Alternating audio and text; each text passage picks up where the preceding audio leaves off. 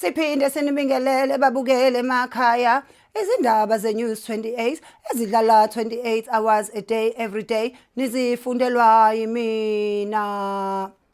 Kanti ezihamba phambili kuleli hora izwe elithile likhala ngabasezweni elithile abafika bezobuka iWorld Cup emva kwalokho sebehleli ngodli.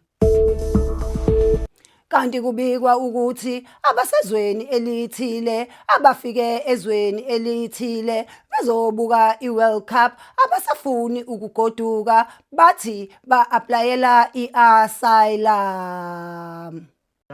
Now, Ghanaians in history-making asylum claims in Canada after World Cup visit to the North American country. Visitors who went to watch the 2026 World Cup in Canada have refused to leave the North American country. Bahlukene phakathi ababukele emakhaya ngalolu daba.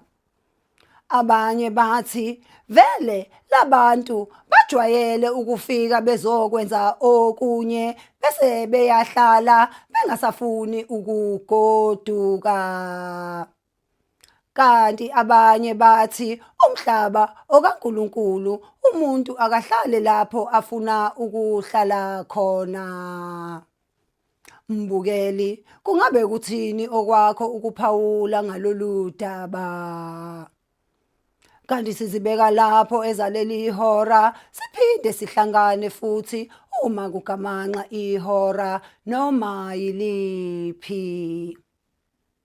Lezi bekuyizindaba zeNews 28 ezidlala 28 hours a day every day kanti benizifundelwa yimina.